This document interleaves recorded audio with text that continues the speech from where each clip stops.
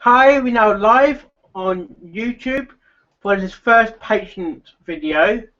I'm just going to set things up like if I was going to do a cold and start environment within a 737-800. We are at Heathrow Airport.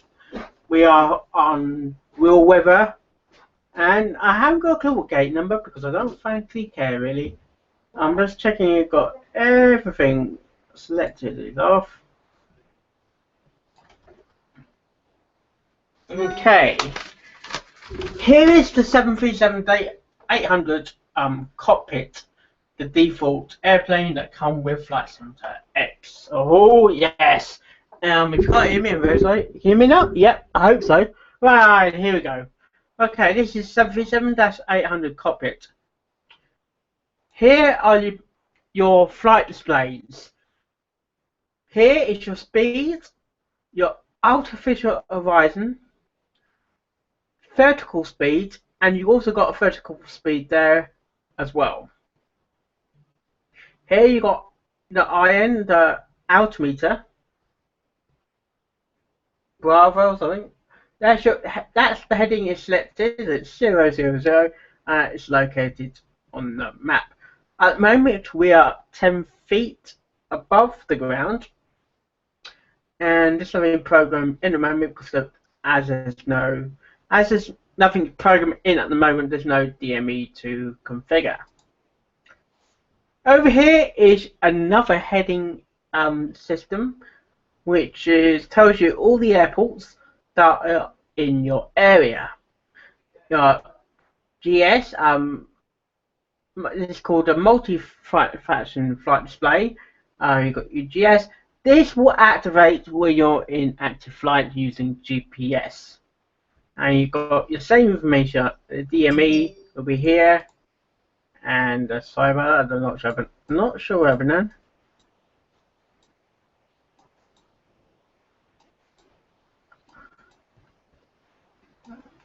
Let's get that size done right. Right, okay. It's back here again. Here's all the airports in the area. I think that's the. I'm not sure what that is. I think it's probably the speed of the winds. I don't normally concentrate on these sometimes. Over here is your engine information. At the moment, the outside temperature is 16 degrees. Engines are running. I'm going to quickly just turn them off. Right, so there you go. They are turning off right now. Okay, up here is your autopilot. Oh yes, autopilot is here.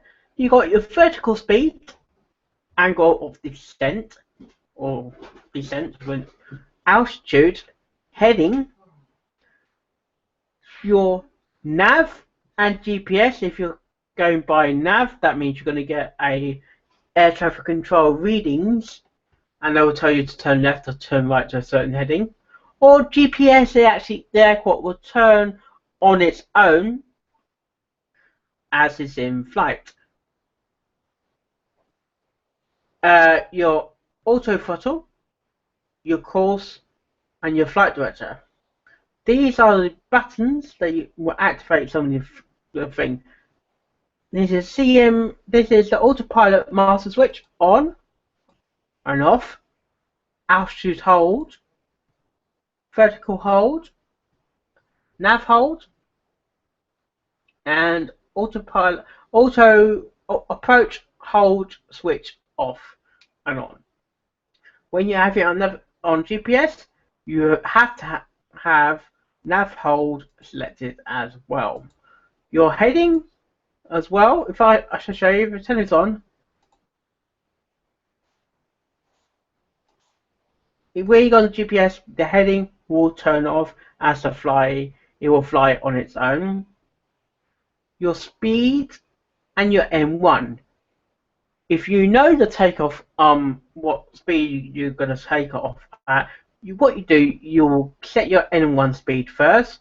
You set the M1 speed, possibly at 95%.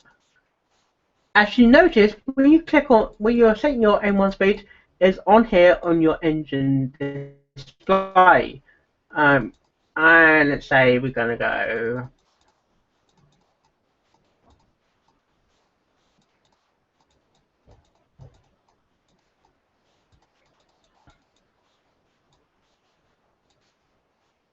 Okay, we said 95 and we 95% of M1 speed. And once you're on the one way, you can click on M1 speed and it will go to that speed. Okay, let's turn it off now. It's good practice as well to set your speed before takeoff and not after. Like if you set 100 speed, 100 knots on miles an hour, I think it's 100 knots. That will be too slow for takeoff. You need a maximum, at least, according to up here, it's 162. Our current configuration will be 160 knots before we actually take off. If you know that information, you program 162 here. Before you can actually activate the speed, you have to have auto throttle enabled before activating speed. It won't work until this is selected. Flight director, if I turn it off right now, once you see there's nothing there, once you turn your flight director on, you'll find it has your, then you can tell if you're going above the horizon or below the horizon. Down here you've got your auto brake. When you're rolling to the taxiway, down the taxiway and onto the one way, you'll be RTO, rejective takeoff. And you've got 4 settings for the auto brake when it comes to land. You've got 1, 2, 3, there again, 3 and max.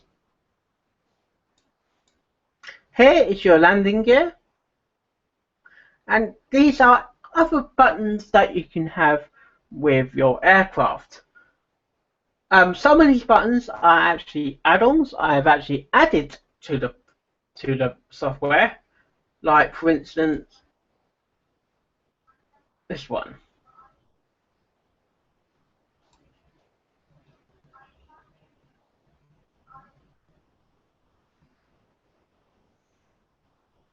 Create some bit of realism in the flights. Okay, here you got your multi it's called toggle multi-function panel. This is very handy for turning those smoking signs on. Doors, set your trim. For 737-800 is 0.5 degrees. Brakes, your taxi speed, minimum of 5, maximum of 40 once on runway. Auto spoilers, you don't activate that until you've got your approach sorted out. And I think that's already covered. Here we've got your winds information here in case you have all the things as well, like turbulence. I sometimes use these ones, but not always. Okay, what I'm going to do is do a situation I was going to configure the whole aircraft. Okay, firstly, you can go by a checklist. I've got a checklist in my hand now, and I'm going to go by a checklist, and you can watch all the information and what is going on. Right, pre-start checklist, please. Will be parking brakes must be activated. Throttle, check the throttle. Make sure it's all the way down. Fuel flow must be cut off. There must be nothing running at all when it comes to fuel. As you can see, the only thing that should be running is oil temperature. Master switch must be turned on. Master switch is on. Power lights on if required, as it's getting quite dark. You turn it on, and the lights are on. Hooray! Hydraulic pumps, turn them all on, like so. Landing gear, make sure is checked down, which they are. You're going to check the flap, make sure they are up, as they are. Spoilers, make sure they are retracted, make sure this is not highlighted. APU start check run. APU is there on the overhead panel. Turn on that on and your APU will be started. APU gen will be this little middle button here. Turn it on and you're checking volts. You need at least 500 before we can continue. And generator 1 switch and generator switch must be turned on as well. Okay, fuel quantity. Check if you've got enough fuel for the flight. De-ice, P2 heat and de-ice. Make sure they're turned off. There it is. Lane lights must be turned. Flight controls. Free and correct. Just move your joystick. Make sure there's nothing constructing, especially if you're running on. If you've got an accident, if you've got the emergency selected, for example, if you want to test out your emergency skills, passenger signs must be turned off. I'll go here and here, or it'll be on the overhead panel. ATS flight services. Firstly, go to ground. Let's say remaining. You won't be able to hear this.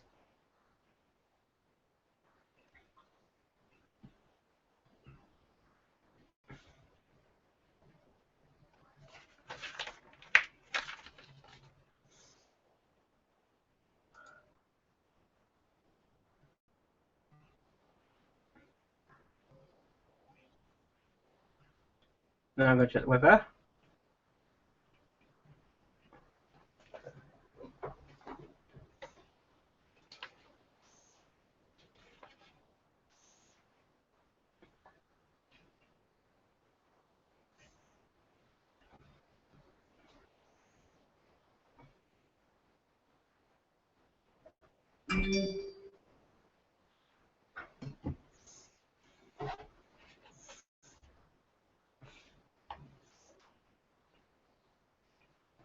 Okay, when that's done, de-ice, test and check, just click on this button here. Then you check the clearance. We already done that earlier. You can always check the clearance when if you're doing an IFR flight. Beacon and collision lights must be turned on before taxi. Now it's time for the startup checklist. Flash levers again must be on idle. Engine area must be clear. Make sure there's no one around. Just do like a role play situation. You can do the role play clear, for example, if you're in a small aircraft. Let's see. Engine start switches, overhead panel, and there it is. Engine start switches. That should be on IGN. Both must be in the middle. Fuel pumps is on. Left engine.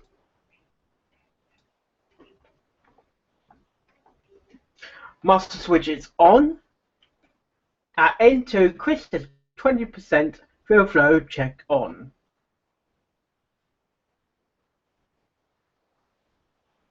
Check. N1 Chris says N2 occurs. Check. Oil pressure. Check.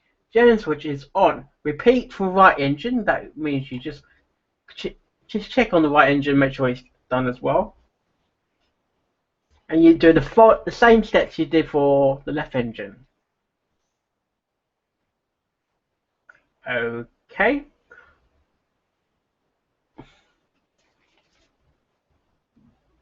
once you've got all engines selected, once you've got them all on, turn the fuel pumps off. Fuel pumps are off. Now you turn the APU gen off and the APU off as well.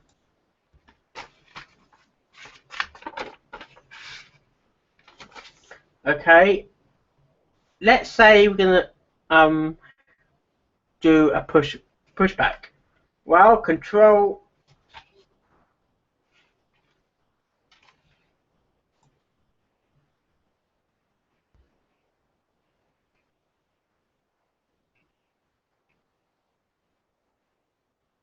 I'm trying to find where it is. Right, control 4.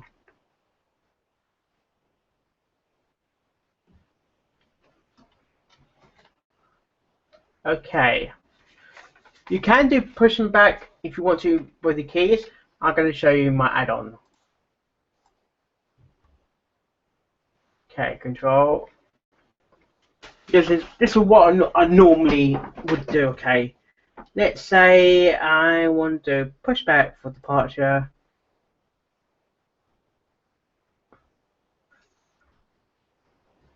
Handled by DNATA. Stay, apparently, yeah.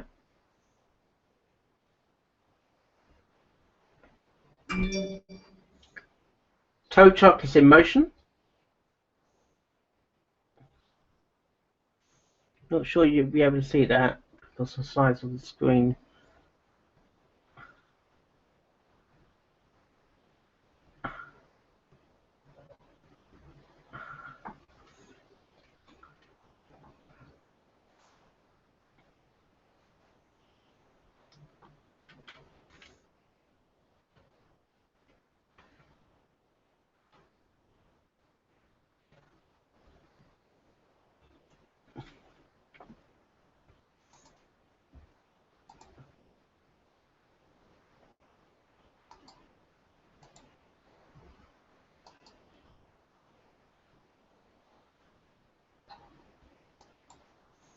Parking jet is completed. Release parking brakes.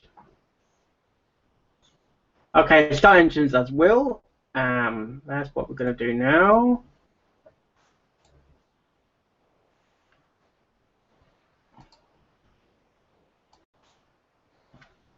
Okay, as you can see, we're now pushing back the aircraft.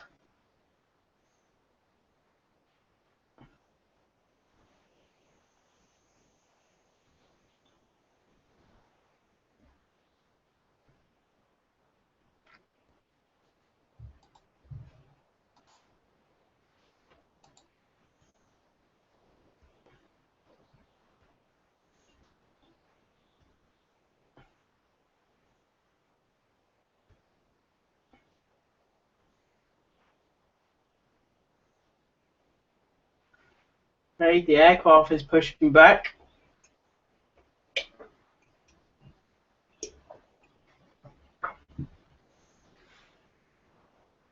I don't know what happened there. I don't know what happened there.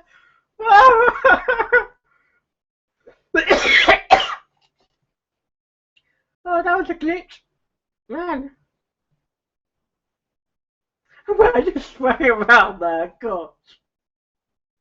Oh, dear. That was funny. Oh, dear.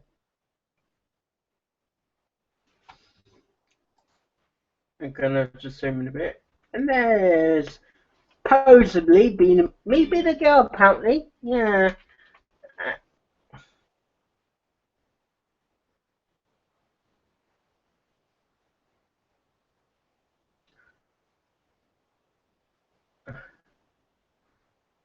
Okay.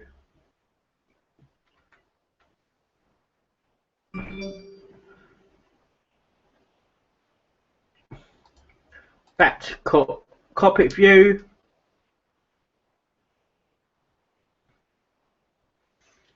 Press B for. There's always a bug with the altitude with Flight Simulator X.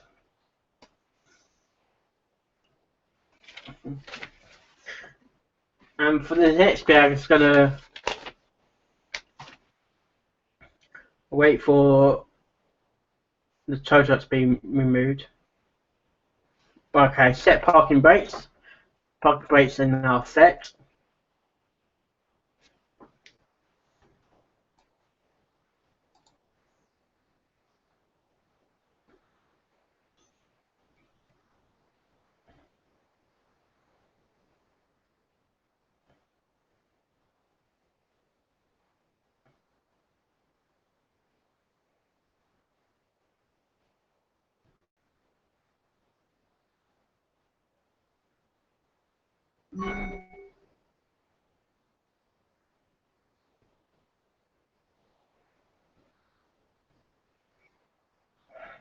No, we don't know what's going on there.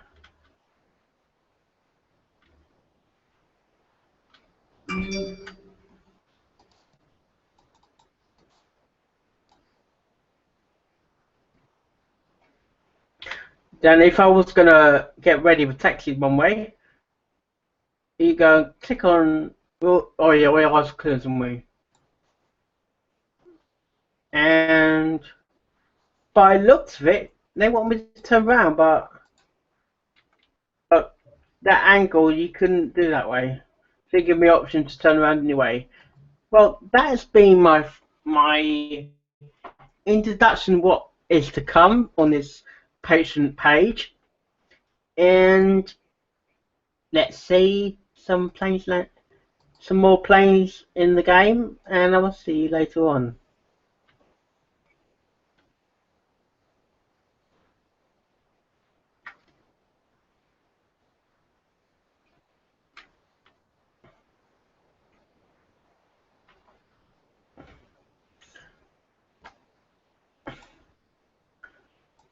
Well, this has been Mark Hyder, the first video for Patreon campaign, and I will see you later on. Goodbye.